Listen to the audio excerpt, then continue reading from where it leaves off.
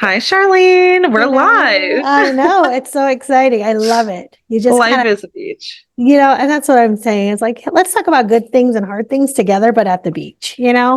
Love it. How are you? Living the dream, of course. And where are you today? You're always traveling when I see you. Yes, I am calling in like it's a radio show. I'm in the great state of California today. Oh, Yeah. I am jealous. So go hug the ocean for me, wherever you are, and then you can tell us all, how much fun you're having.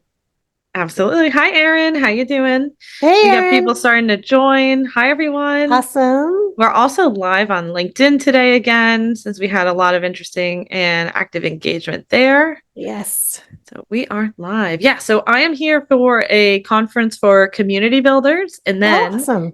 we are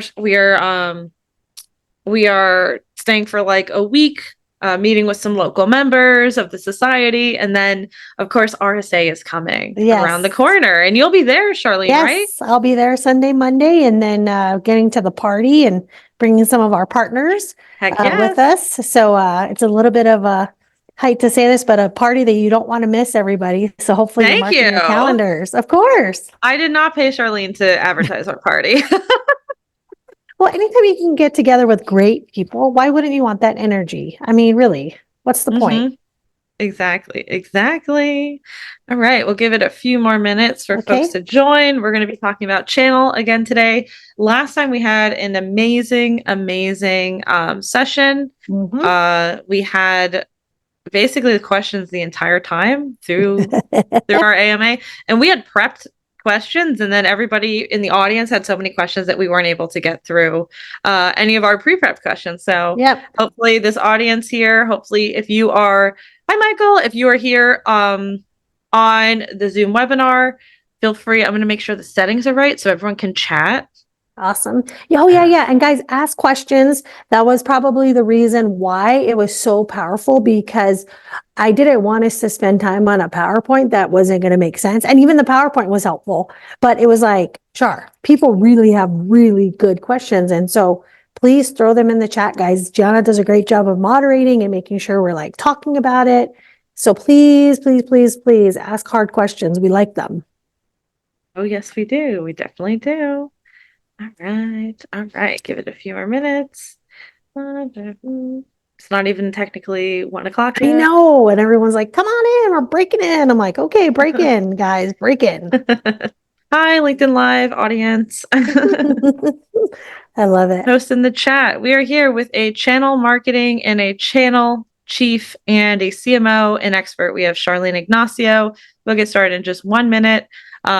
I am super grateful and thankful to have you on, Charlene. Wow, you're Channel kind. is I don't want to say a mystery because some of y'all watching, it's like, it's not a mystery to me. But channel is a mystery for a lot of us here on the corporate marketing and demand gen and in other functions of marketing. And Mhm. channel marketing is its own beast, its own little animal that It's true. can be very confusing if you are a marketer who has traditionally worked in another marketing function and now have to own partner marketing or channel marketing. It can be really, really confusing. And it's just a different motion, and there are different KPIs and there are different things associated with it, and it's a different function and it operates differently than what we traditionally know in a marketing role. So Charlene, let's get this ball started. First and foremost, just housekeeping for those of you who are watching. Please post questions, comments in the chat or in the Q&A box. If you're on LinkedIn Live, I will be watching for your questions and comments, so feel free to post them. And if you want to come up on screen also, which I occasionally will bring someone up on screen to be on with us, if you feel brave, feel free to raise your hand or share your interest. All right, Charlene, thank you so much for coming back for another amazing Ask Me Anything. And And no Gianna's holds like, bar. Shar, you don't understand. Like, this has not happened before. They're like, we need more. I'm like, okay, I'll just show up. I'm just going to help and do whatever. So, guys, I'm just like, okay, what's your deep, dark question you want to ask? All right. Awesome. Thank you so much. Shar, before we start, can you explain who you are, what you do, what is Fornix Marketing? Tell us the Shar story. Some of us have already heard it, but for the new folks, tell us what's the Shar story. So, if you read my LinkedIn profile, guys, I'm exactly who you meet in person and who you see online. I just want to make sure that's super clear because I really believe I love to make friends everywhere I go. So if you're a friend I haven't met yet, please connect with me on LinkedIn. But I have been blessed to have a career as an entrepreneur. Haven't taken a W-2 for over 25 years. And it's been awesome because I've been able to live exactly what I want to do. And that is to build community, to build opportunity. And marketing has just been that vehicle since my Disney World days. I actually did my internship in marketing there and really learned from the best of the best about what it takes to build community, to build a legacy, to really build strategy.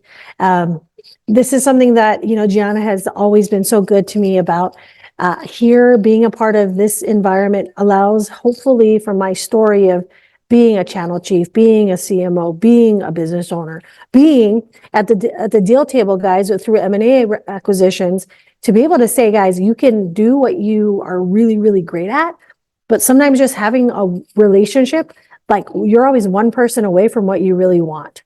And so hopefully this chance that we have to ask me anything will give you permission to ask those questions that you haven't asked. But Gianna, something before we dive in my career, guys, I have seen multiple industries all succeed and fail at their marketing, at their channel development, at building channel programs, in C-suite capacities.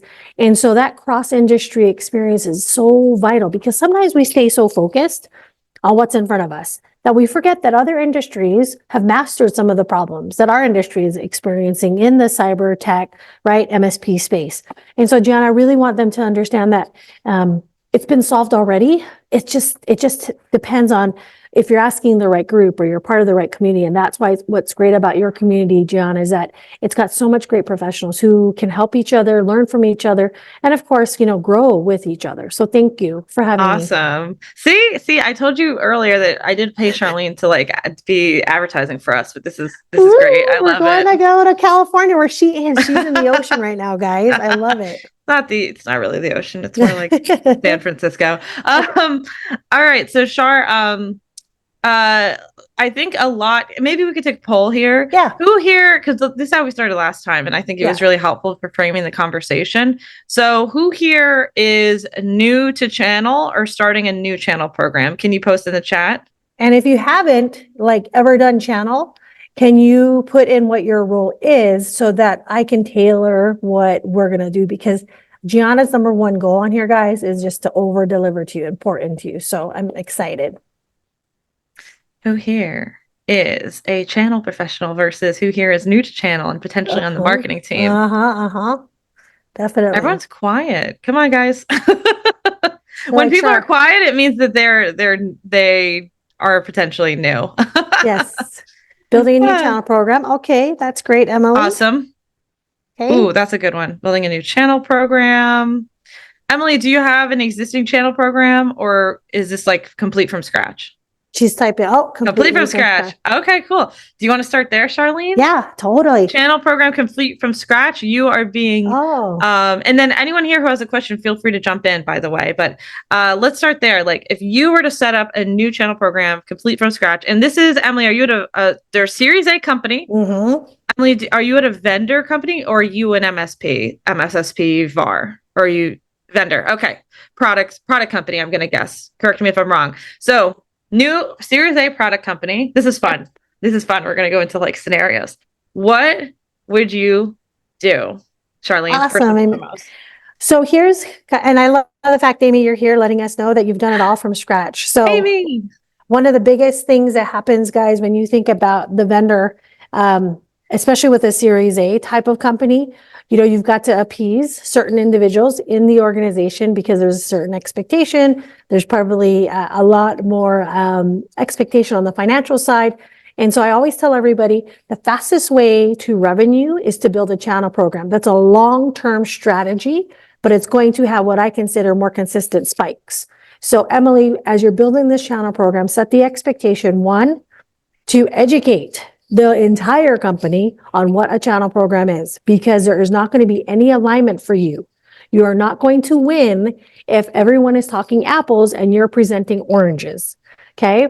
One of the things that's critical, Emily, is that you understand that first, right? Because the expectations of your KPIs and what your deliverables need to be and how you're working with maybe MSPs because you're a vendor. I work with tons of vendors who come into the MSP space and MSSPs, and they're like, Shar, we want to build a channel partner program. We don't know where to start, and please help us understand it. So those are the first two things. Make sure, one, you know what it is, Emily. Two, help your team understand what it is, because the expectations will be alignment, and that alignment will allow you to hit the target. So another thing that's really critical, and Amy, I'm going to get to your question as I'm kind of answering this. Emily, what's really hard is that we talk about how awesome we are as a vendor because that's all we know. We need to shift when we build a channel program to talk about how awesome our partners are. And here's an example. So anytime we bring on a new vendor as a client, it's kind of funny because they're like, Shar, we are the most amazing tool. I'm like, okay, maybe you are 15 GRCs or XDRs or whatever you have. And you're like, I am amazing. I love that. And I love that enthusiasm. I don't take on a client unless I love their product and solution, unless I believe in it. So it's good. But Emily, it's not about you anymore when you build a channel program. It is about your customer, your partner, that person who's building a business, that person who's understanding, I'm going to add you in my stack. So what are you going to do for me so that I can help grow my business, grow my revenue, help secure and provide, right? That security baseline. And last but not least, Emily, this is such a I was just on a podcast yesterday. This is the last but not least. It needs to be about a person and not a transaction. This is a lot of reasons why MSPs are so pushing back on vendors, because they feel like we're just another number, Shar, or, we're just getting an account manager who knows nothing about my business. And yet they're trying to shove this down my throat and force me to do this. And I'm like, oh my gosh, vendors, you are missing the mark. So Emily, that's just a couple of things I just wanted to pour into you because I know how exciting it is, but also frustrating at the same time, anytime I build new channel programs too. So I get that. So Jenna, I hope in my heart of hearts, there's a lot of people on LinkedIn asking that same question, because those are the things that I constantly get asked to do for our clients is help us build a partner program or help us fix one. How do we do that, Shar? Right. And I like that. I love that you started with, well, actually all of it was, it wasn't about setting up the correct margin. It wasn't about sell through it was about people and alignment, which I think is important for setting up anything new. It's like, all right, I'm in charge of setting up the channel partner marketing program. And what does that actually like? If I have an idea of what it looks like, and then I bring it to the VP of sales and maybe the VP of marketing, if I'm not the VP of marketing, and the CEO, and everyone looks at it and says, huh? I mean, it's going to be a bad time from the beginning. And then I like what you said also. And on the flip side too, on the hey, we're selling to and through and with our channel partners, which are the MSPs and the MSSPs and maybe VARs, right? Like they understand that, and that they're like the diamonds, that we're all trying to sell through and to and with them. Right. And that we have to treat them, we have to build those relationships, right? It's truly a long-term hand in hand play. It can't be just hey, credit card swipey style of relationship there. Or everybody, make sure you put this in the chat if this has happened to you or this happens, right? They're at the event. And it's can I scan your badge? Can I scan your badge? Can I scan your badge? And I'm like, that is just the worst marketing ever. Can I scan your badge? And the gal or the guy who's doing that is well, sure, I'm responsible for my numbers. And I'm like, but what if you talk to 10 really amazing partners that brought you in 20, 30, 40% revenue increase instead of trying to get 2,000 people you're never going to talk to? Oh, so stop that habit of, can I scan your badge? It's the scan the badge drama that I cannot tell you doesn't work, guys. It just does not work. I love that you're anti-badge scan, especially in the 2 weeks lead up to RSA, although RSA is not really a channel show. So no, it is not. It is an end user. It is a vendor direct to, it's a different market. But anyone who talks about channel, please let me know if this has been you or you're like, I know, I hate that little badge scan deal. I'm telling you, it just sucks. We have, Amy has a question. So as a channel chief, how do you look, this is a good one. How do you look at ROI, return on investment for marketing spend. So Ugh. what have you seen succeed and what tips and tricks do you have for the marketing team as a lot of the measurement sits with sales? Oh, that's so true, right? So Amy, you're saying like, okay, like I run channel marketing or partner Right. marketing. I want to do these programs, but how can we make sure that these programs bring a return on the investment that we're putting into these programs, especially when, right, you said a lot of the measurement sits with sales, and that'll be true because sales is usually the interface with the channel partner. So Charlene, Right. what advice do you have for Amy here? So here's a couple of things that are probably going to require 2 to 3 adjustments. Okay, guys, when I ever talk about strategy, spending money, anytime we're going into the channel, people think it's this big Herculean effort. Like it's going to take us hundreds and hundreds of people to move the needle. And it's not true. I just want to make sure that's really out there because what it takes to do what you need, Amy, is what every company needs to do. First thing is, and let me just make sure every acronym, because we have acronyms and, gazillion of them, is you need to start off with what does the SQL need to be for the sales to actually trigger an opportunity. And you work your deal backwards. So I go from SQL, build that funnel, then I do MQL to support the SQL. Sales leads the marketing effort. Channel is just an opportunity to bring people to the table. Very different functions. And I want to make sure that's super clear. So in a couple of channel programs that I've built, one of the biggest things was, well, Shar, we measure our partner success because they're selling more of our products. I'm like, okay, that's great. That's obvious. That's a selling function. That's not a channel function. Okay. If it's a marketing qualified lead, which means that they're an MSP and that's the person you want to partner, then going to maybe a channel program event, you'll get 2,000 opportunities. That means that your MQL has been met. That does not mean that you are measured by how many deals close, because sales qualified leads are not the same as marketing qualified leads. And so that's the reason why sales has to lead the MQL process to improve what MQLs you guys produce. Here's the rule. In all of my channel experience and all of my ongoing experience, like I work with MSPs every single day, under $1 million, up to 25 million, partners who are at 50 million. I mean, I'm there every day. So I'm on both sides of the deal, which allows me, I hate to say this, but to know what really will work. So Amy, as you look at the strategy overall for the company, one of the main things to remember, more is not always the best solution to marketing success. It's to retain the current customers that you have successful stories about those MSPs or partners. And 3 is to be able to accentuate that, to be able to amplify that message so that you then have what I consider better qualified MQLs coming into your funnel. And that retention strategy has literally made me 8-figure revenue because I use the retention as the underlining foundation baseline for all of my marketing efforts. So it sounds like, obviously sales has a lot of the input on what we do as channel marketers too, right? Because channel marketing, we're working hand in hand with the sales team to target and to sell through to and with the channel sales team. What are some programs that you've seen have worked, Charlene? Like what are some like maybe campaigns that have worked? Oh, okay, awesome. So here's 3 main things, guys, that work. And this is what we usually start with anytime we're building a program. And it's also different stages of the build where you can grow it and scale it and then rinse and repeat. Okay. So just kind of know that this doesn't have to be like, Emily, this doesn't have to only be at your level. It can be done over and over again. That's how successful this strategy is. Okay. First thing is we like to do what we call, what is our promise? As a vendor into the space, what is your promise to that MSP or VAR or MSSP? Okay, guys, this is critical. We have a vendor client. His number 1 promise is we will never take your customer. And he has it backed up. Okay, hold on. This is Gianna. This is what I'm talking about. Okay.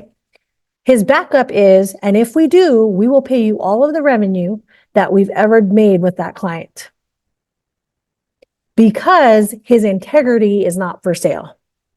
Okay. So you got to look at your promise. What is your promise, guys? And I'm going to tell you this. It does not mean that you're going to have more cooler parties or you're going to have cooler swag. That's not a promise. Okay, that's what we call fluff. You've got to come up with a promise that you're going to commit to, that your sales guy is going to commit to, your help desk is going to commit to, your marketing team is going to commit to, because that promise is what I consider the reason why people will choose you over others. I mean, think about it as a consumer. Why do you buy kind of more of an expensive brand? Because you know their promise, the no question returns, quality products. You go with a cheaper brand and you're like, hey, sure, I don't want to buy that. Why? They're cheaper. Well, because they don't have this promise and that promise and this promise. Do you see how important the promise is? Humongous. Like, I don't care who you are. That is why MSPs are leaving certain large organizations, because they broke their promise. Whoa. Okay. Second, and Gianna, this is probably loaded. I mean, first one was loaded already. This is super loaded. I love it. Thank you, Charlene. So this is, since you do have that both sides, right? Right. So when I was thinking of promise, I was thinking like, we'll protect your customers, and you're like, no, we will not steal your customers. That's what your promise. Gianna's like, Char just gets to the point. I'm like, there's no fluff around here, guys. Right. You want like, to we be won't successful? go direct. You want to stick to that. Okay. Second, when you tell people you're a channel only, and then of course you get that itch that you want to be end user, because you're like, sure, this is not taking as fast as we want. Or I have some channel programs, they call me up and they're like, sure, we said we were channel only and now the CEO wants to change it. I'm like, oh boy, that's really hard. If you are channel only, then you need to lead with channel only, because what happens is the end user experience is going to be totally different, because you're helping your partner, right? Your MSP, for example, have a really good experience in retaining that customer. That's what works.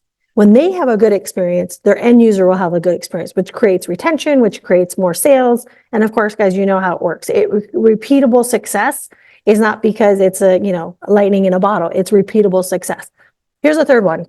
And Gianna, this is really hard for a lot of my channel chiefs that I've trained, that I've coached, is that they say, okay, Char, we're ready. Like, we're ready to go channel. We're growing, we're scaling, we've got good products. Now we need to move into channel. The problem is you need to have a program that allows for you to look at your partner as a whole person. You can't just look at them as like, oh, you're selling XDR services. Who cares? That's not who you're talking to. You're talking to a business owner. You're talking to a person who has responsibilities to their team. You're definitely talking to someone who has a family or other obligations.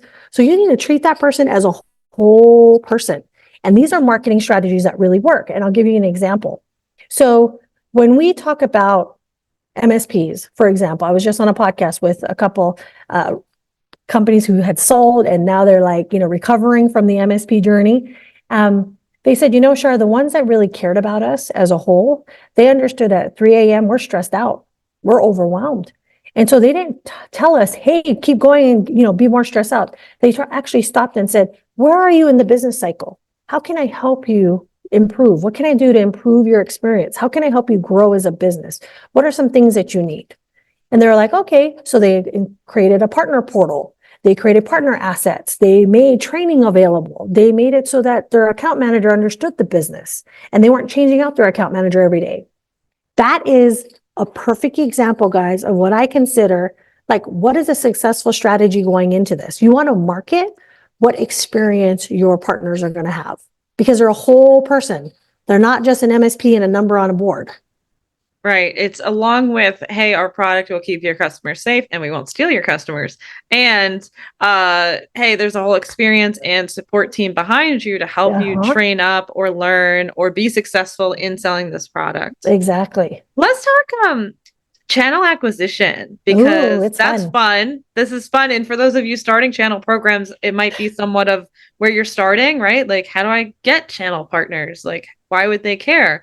Right. Char, maybe share some of your tips, tricks, strategies for channel acquisition. So say I'm a product vendor and I want to sell through the channel. Mm-hmm. Everybody's on board at the company, but now what? How do I get some channel partners? So here's how you go about it. You either have one strategy that's brute force, or second strategy is very strategic. Okay.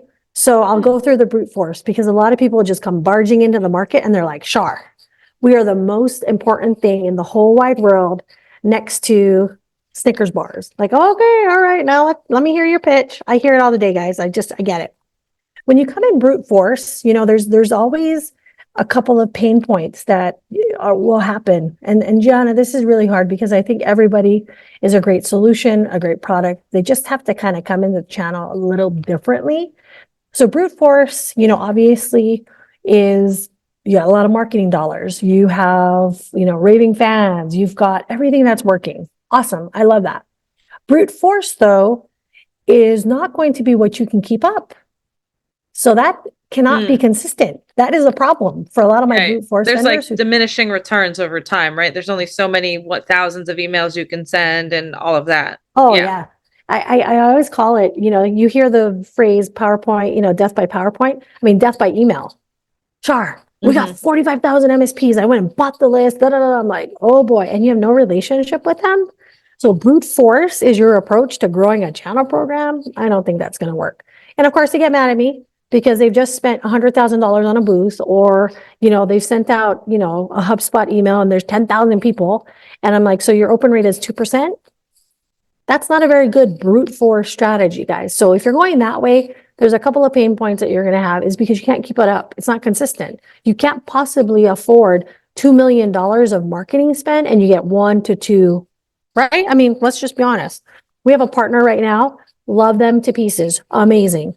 They came to my workshop last week in New York, and they've asked me now to help them with all their channel partners and onboarding them to get them having a good experience and selling more services. So that's just an example, guys, of how acquisition works in my world that I'm responsible for.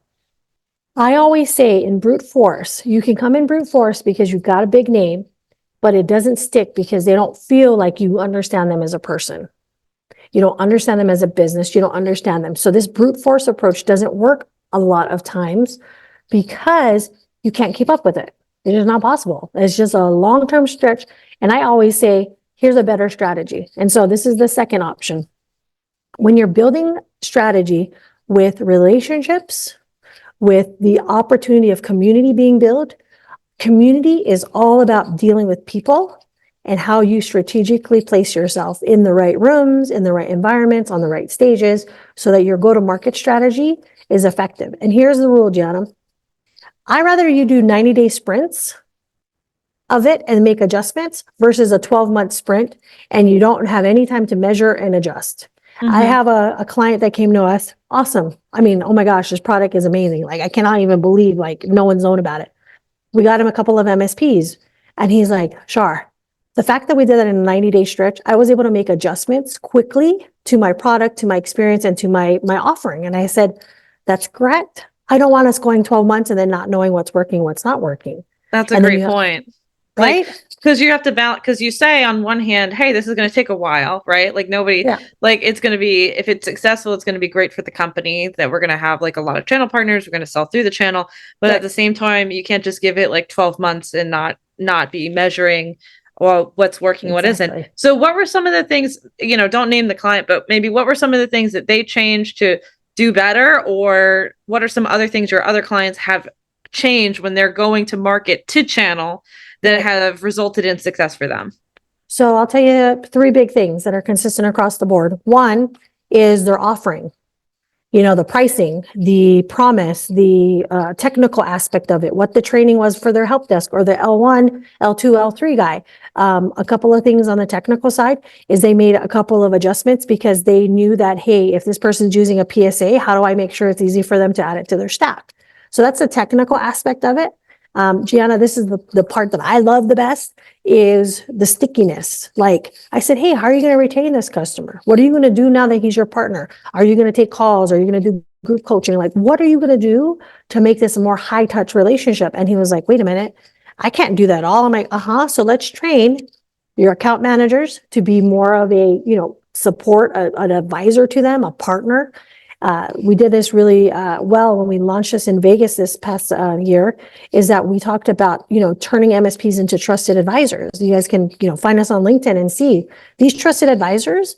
They're wanting to have good partners for them, but they need someone to help them become that trusted advisor to their customer. And so that's been super successful, guys. It has been an indicator of extreme success that our vendors are using, because now they're like, wow, Shar, this isn't just a transaction. I'm like, nope. If you are a transaction, then that's fine, but you're not going to get the long-term success you want. How do you know that you've reached that status of trusted advisor, that you've done so well? Like, how do you know? Is it when Oh, the MSP is saying something to you? Do they bring you into more deals? Are they trying to bring you onto calls? Like, what's a KPI there? so there's 3 KPIs that I always measure on the other side for a partner vendor. One, referrals. If this guy is absolutely like excited and ecstatic to say, hey, I want to bring you into more deals, those referrals, remember now, you have to be partner only. If you're going to sell to and through, then you need to establish that. If they have an end user, you want to say, no, we want to give them back to you. You need to be able to go and close this deal. We'll help you close the deal. We have a partner right now, an AI tool for pen testing, one of its only kind in the world. And they actually sit on the calls. Cypher sits on the calls to help them close deals. Do you know how much stickiness that is? That is humongous, because they're not just talking, they're doing. Here's the second thing. And Gianna, this is probably where this KPI is critical for a lot of you guys on this call, I'm sure, is you're going to spend marketing dollars. So what does that marketing dollar do? Is the qualification or the sales cycle faster because you get a better opportunity for your sales team to close that partner? And when they become a trusted advisor, is that becoming more relevant to them? They're like, hey, you guys give me all the assets. You guys give me all the PowerPoints, all of the handouts, anything I need to market and sell, you're doing. Here's the third thing. And this is where our vendors specifically are more successful when it comes to trusted advisor, is that they create opportunities for them to touch. So they do things where they're like in local cities, they do events, people show up, 40 to 50 MSPs in a room, they do a nice dinner. I'm not saying $250 dinner, guys. I'm like, that is not what I'm saying. I'm saying that they're always in proximity of the MSP. And so the MSP is like, hey, you're top of mind. Kevin, I got to call you. Hey, George, I got to call you. Hey, Joe, I got to call you. They know that their partner is right there for them. I love that. So, would you say that these high touch events are a good use of marketing spend when it comes to channel? Humongous. We took one of our vendor clients and we did a private yacht, and his MSPs were about 25 million in ARR. It was one of his most successful events, with only spending, $5,000, $10,000, $15,000. He had more return on that investment because he took the time to have a relationship for an hour and a half. And we set that all up for him. And he was like, Shar, this was the best thing we ever spent our money on. I'm like, that's awesome. I'm happy you had a great experience. That's awesome. That's amazing. And anyone who's listening is interested in hanging out on a yacht with Shar and MSPs can reach out to her. Hey, of course, we're going to do it together. Yeah. Oh geez, I had one. Here's one. Okay. So again, people starting up channel partner programs. How do you know what type of channel partner you should be focused on? Because there's different types, right? There's like 7+ different types. There's like the MSP, there's like the boutique security firm, vCISO folks, there's the MSSP, there's the VAR, there's the system integrator, the DISTI.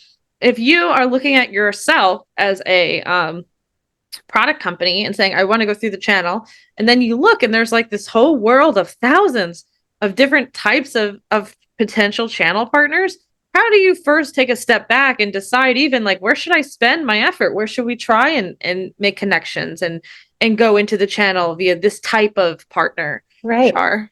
So one thing that I always say is, do you have a competitor?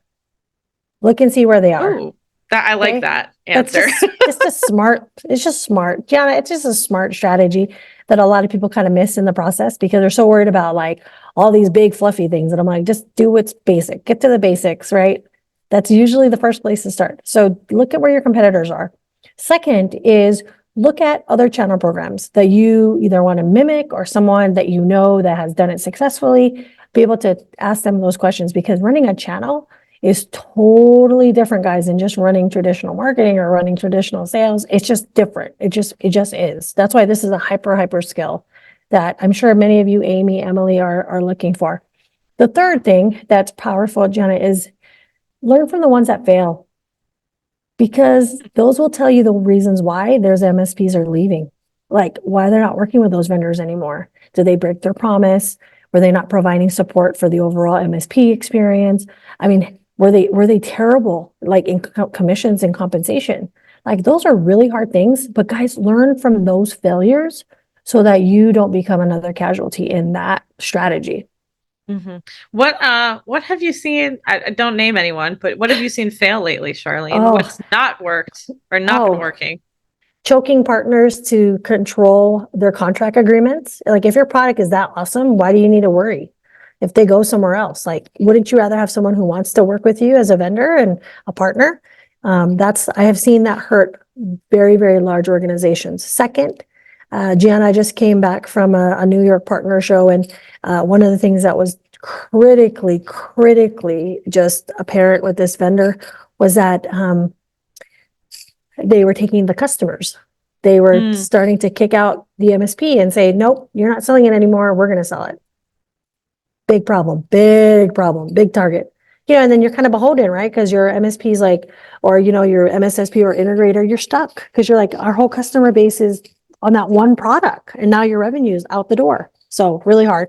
And last thing, this is something that was really frustrating to me personally, in building channel programs and understanding partners, was that they were willing to showboat all the amazing things they bought instead of trying to say, how can I make you better as an MSP, as a partner?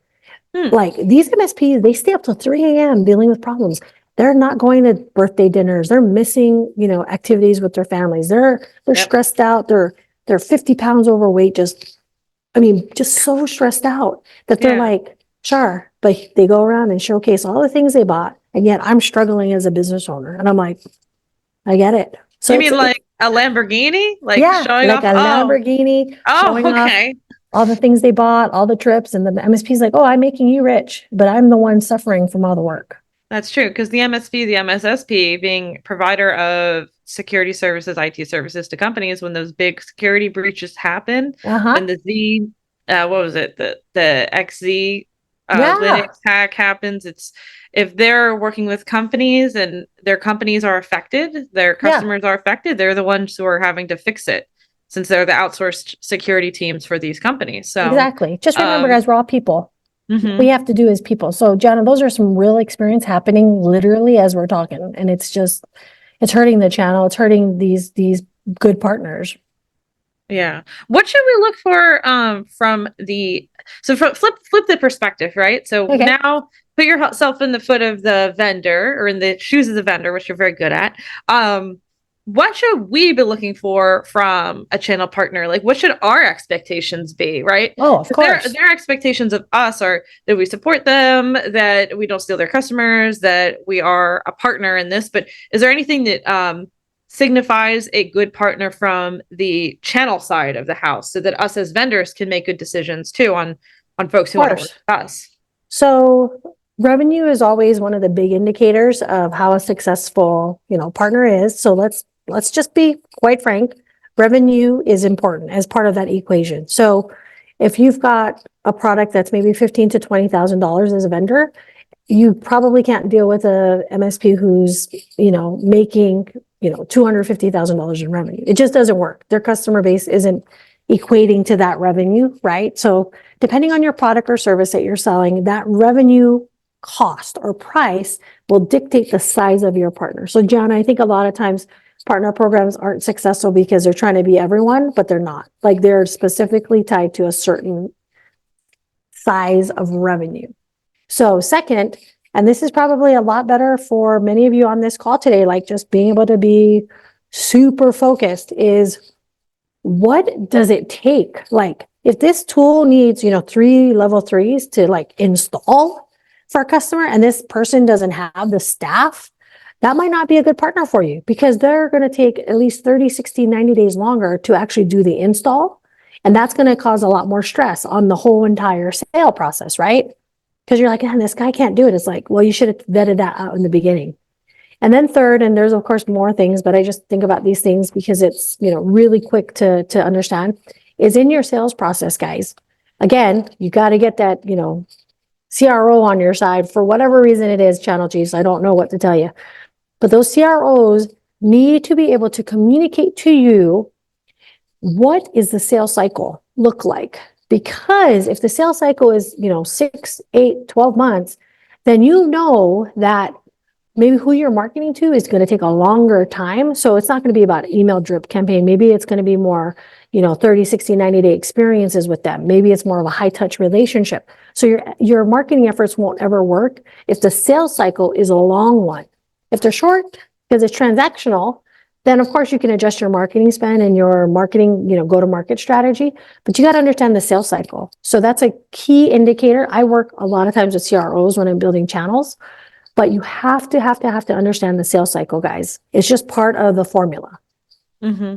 I love it. And I love what you said for number 2 as well. The company size, the channel partner size, right? If they're selling to teeny tiny small businesses who can barely afford security products, then and you're in $180,000 security product, you might want to try a different strategy or try a different type of partner or vet and make sure you're working with a bigger partner than a smaller one. But if you are able to sell on lower end, maybe you could sell through many MSPs instead. Right. So, and I think that's why that's hard, because sometimes when you build a channel, guys, you don't understand that part, right, of the product and solution. So you need to understand all of it so that you can appropriately qualify them. Yeah, what I love about talking with you, Charlene, about this, because my background is marketing. I was head of marketing at a security company, and I was given the directive of building out our channel marketing, and it's so fun to talk to you because you're really coming from this business perspective.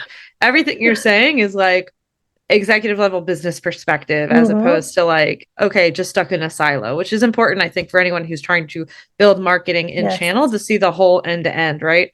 Channel partners are business owners is who we're typically selling to, if they're like MSPs, MSSPs.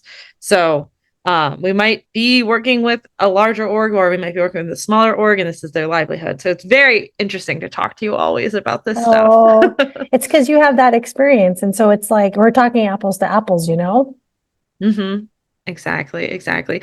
Okay, I'm gonna ask a somewhat spicy question, which isn't that spicy, but so a lot of us who work with channel partners who are on the larger end, so think value-added reseller, a lot, and I think some of us here on this webinar right now have had this conversation in the Cybersecurity Marketing Society on one of our partner marketing monthlies, which is our monthly partner marketing call. There is the idea that you have to put in marketing spend into the partner, right? Yes. The partner has an event. The partner has a holiday party. The partner has golf, and they expect you to give them funding for that, and then to send like one salesperson, maybe you get a little booth or something, right? So what are your thoughts on that? Do you think it's worthwhile to do these sort of pay-to-play parties and things because it creates more stronger relationships with the partners, or do you think it's like pay-to-play and like icky? What do you think, Charlene? So here's the thing. MDF funds, or funds that go towards a partner relationship, guys, are somewhat of a differentiator from successful partners to unsuccessful. And here's my reason. Partners want to grow their company, right? And if you're doing your own marketing, great, awesome. But the person who's frontline is going to be that partner of yours.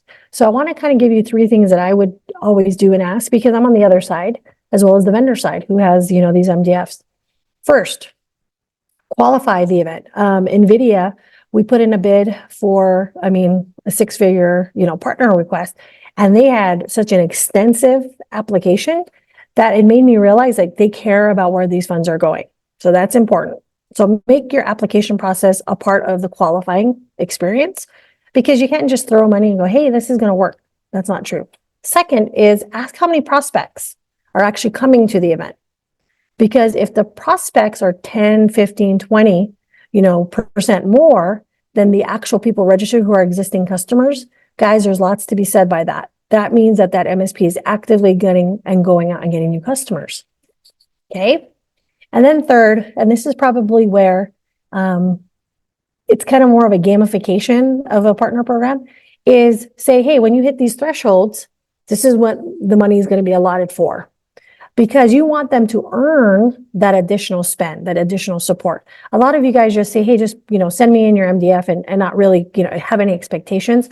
I don't think that's fair. I don't think anyone is winning. And if you guys hear my formula of win to the fourth power, you have to win at a business, win as a partner, win as a client, and make the community win. So if you have those triggers in there that say, if you have, $200,000 in revenue from us, then we are going to qualify you for X amount of MDF funds. So Gianna, it's very strategic, but very structured. I love that. I love, love, love what you said about is there prospects coming to the holiday party? How much are prospects versus customers? That's great. When you said that, like my eyes like got wide because I was like, oh yeah, that's amazing. That's great because then you can see, okay, this is a partner that's growing or trying to grow. And you know what? I could give them $5,000 for the holiday party or whatever because I want to be aligned to that growth and help them grow too. And then I But like if it's what a you holiday said. party where they're just going to have fun and food and drinks, and yet they have zero prospects, I'm like, so what's the point? Ooh, spicy. I think some people are afraid to say no to the holiday party because they're afraid they're going to be like blackballed by the partner. Oh, of course they are. But guess what? They're going to ask you again. And if they have customers, they're not going anywhere. So why are you worried about it? Oh, very spicy. I like that, Charlene. What are some other good uses of MDF funds that Oh, you've seen? We love um, MDF funds here. This is like a room full of marketers. So I we're like, know we love to hug them at night. They keep us warm and cozy like a minky blanket. A couple of things is we want to help the MSP get on stages. Speaking is a humongous converter. I believe in that 100%. Second, guys, this is probably where you want to really get close to your MSP and understand who their customer base is. If they understand the industry that they're in, you want to support industry specific because of the framework of control that's governing that industry. So that's an important part of MDF fund qualifications that I have built into partner programs. what do you Third, mean there, Charlene? okay. Sorry. This What do is you mean juicy. framework This is not of only spicy, control? but juicy. Okay, go ahead. Spicy and So, juicy. Yum. Like a soup dumpling. so if you think about CMMC, guys, NIST 180, like if you look at that entire framework, right, it's segmented now. I mean, it's becoming a lot more qualified because supply chain problems have been happening. We recently, hear of many, many government contracts, requiring CMMC as part of the framework of compliance. So I get it. Here's the thing.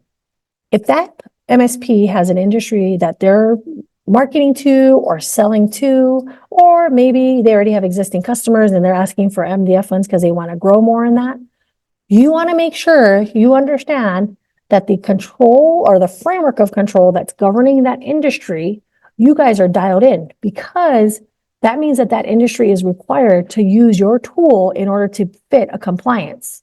Oh, I And love so it when if you can explain that and the reason why they need their MDF funds, right, guys? Tell me, Gianna, how much more opportunity you would give money to?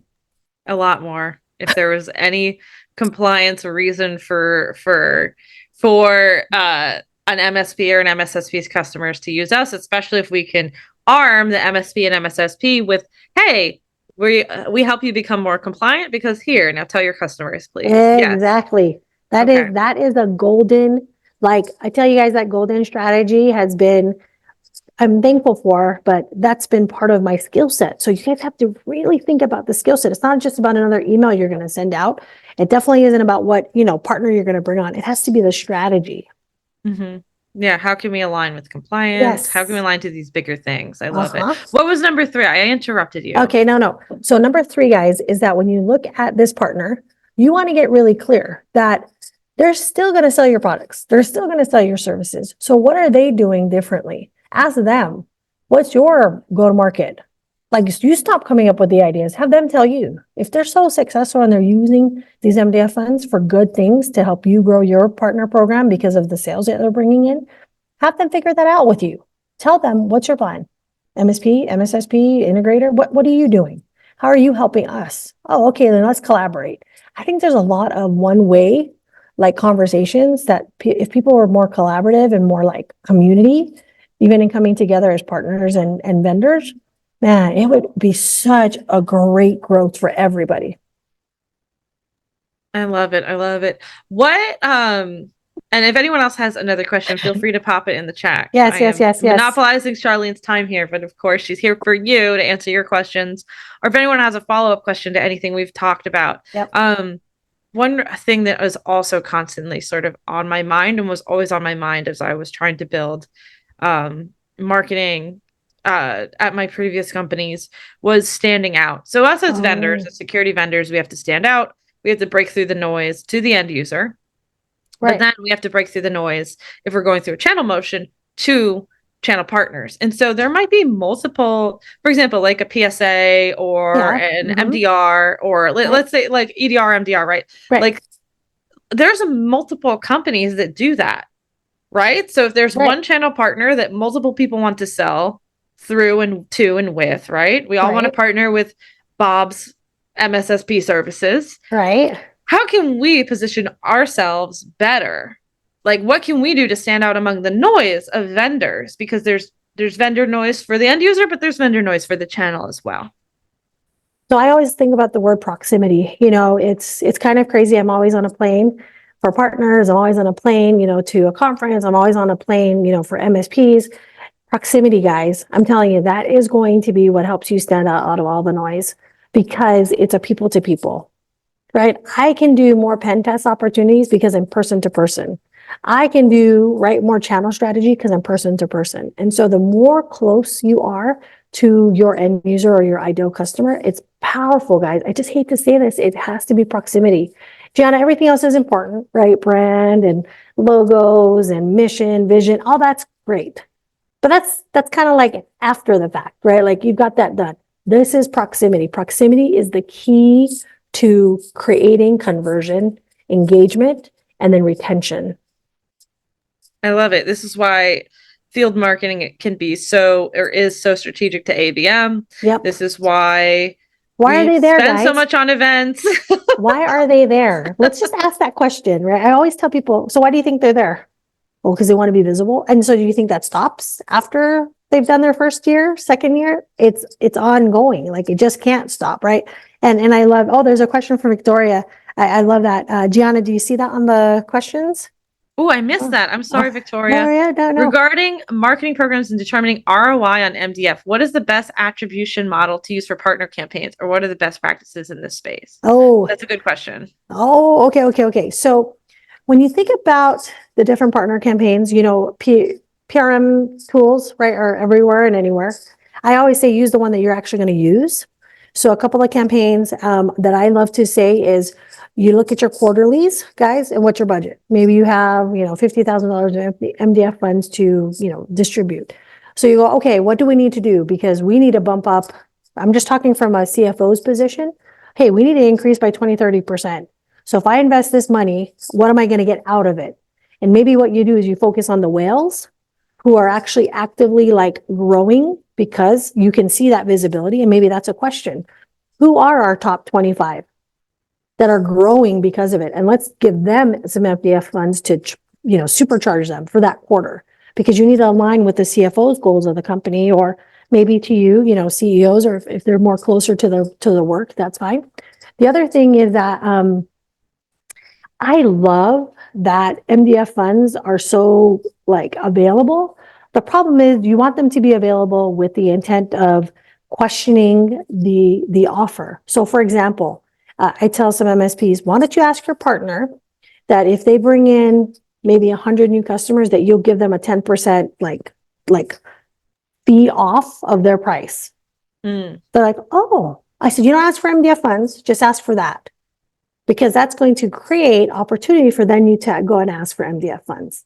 So sometimes, guys, when you have these programs or these incentives, one of the biggest things on ROI is that how are you asking for them to qualify the opportunity to bring in that qualified lead and close the customer, of course. Victoria, I'm going to say one more thing, Gianna. Do you want to share your thought that you had, or you want me to just share this last thought that I had? No, go ahead. Okay, so you know, I love the fact that we love to email people. I just want to hug that at night. I just want to give you a pillow because it's awesome. Gianna, you were frozen. I was like, you're frozen too. You were frozen. We're both frozen. So you were saying you love how much we love the email. You want to You want to put it on a pillow and hug it at night, which is hilarious. Then what they continue on. It's true. I need you guys to stop emailing everybody. I need you guys to have, it's so interesting that they want to open your stuff up because guess what they're doing? They have an email dedicated just to your emails because you guys are killing them by emails. But Sean, let me be devil's advocate from the marketing Right. side. Hey, How else are partners going to know about the new things that we have that are even for them? So say, for example, we have a new training in the partner portal, new this, new that. Is there some other cadence maybe you recommend or some other way to to talk with them? Okay. Here is 4 things I'm going to tell you. Jen, Tig, Amy, everybody. Here's what you do.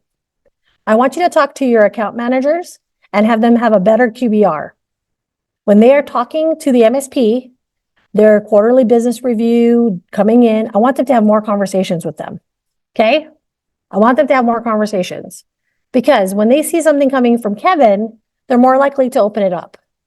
When it's just coming from generic email it's kind of like, it's not as important, right? If it was important, someone would tell me about it. Okay, so that's first.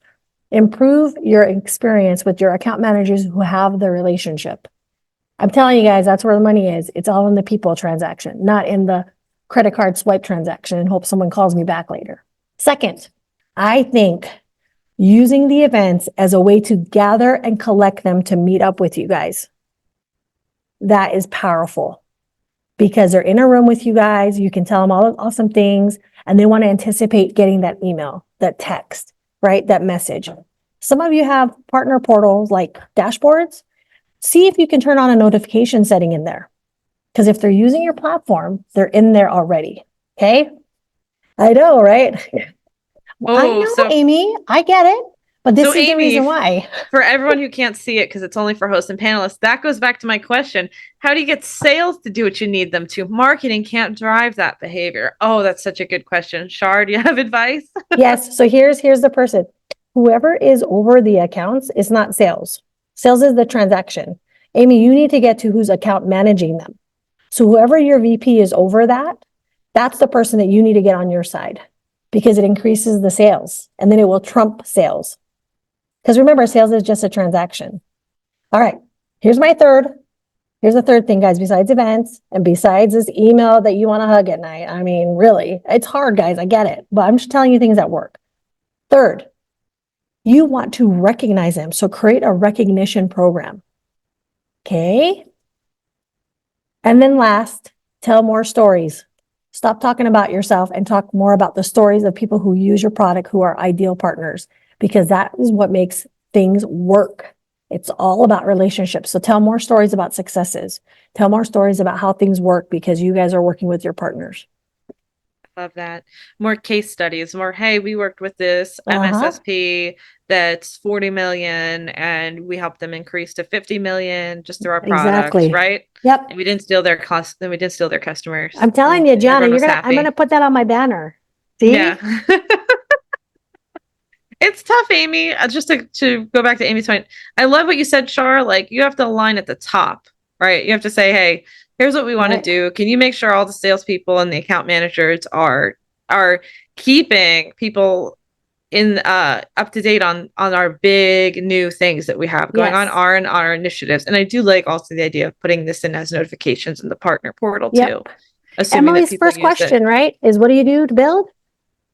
Guys, alignment in the leadership, alignment with what the partner program is for is going to get you a lot more deals than you just trying to throw emails at everybody. I promise. I promise with cotton candy. I love cotton candy. I will do whatever it takes for you to understand that this is not a transaction. Building partner programs are about people. Mm-hmm. And fortunately and unfortunately, that means it's going to be a lot on the direct sales line that is going and having that relationship with the channels. So for everyone to be involved, it means make friends with your sales team, make friends with the head of sales. If you're not already friends, which we all should be, since that's the way successful business is done. Shar, thank you so much. We're almost at the top of the hour. Any last questions, anybody? Anyone have an open question? Any feedback or comments? What do you want to hear on our next one? What else? Anything else up for that anyone has. Well, I appreciate you guys Yes. having me back again, talking about channel. I mean, this is something I live, eat, breathe every single day. It's been fun to do this with you and for you. So reach out to me on LinkedIn. A lot of you guys have done that from the previous to do that. But hey, guys, remember, you guys are leading. You are the channel chief. So I want you guys to own that part of your success because that is what they're looking to you as. You have to lead this initiative for your organization, okay? I love that. If you don't have a channel chief at your company, guess what? You're the channel chief. You're the future channel chief. Yes. You Yes, can come yes, up through the yes. marketing side and you can make the channels, as long as everyone's aligned, channel successful at your company. So Yes. thank you so much, Charlene. This has been, as always, really fun, super inspiring. We'll see you around. I'll see you at RSA conference. Yes. I'll see all of you at RSA conference. Yes, And yes, yes. thank you again. Talk to you soon. Take care. Or Charlene, one last thing. Where can people, besides LinkedIn, is LinkedIn the best way for people to Yes, contact you? totally is. Perfect. All right. I Awesome, dropped that in the guys. chat. All right. See ya. Bye-bye.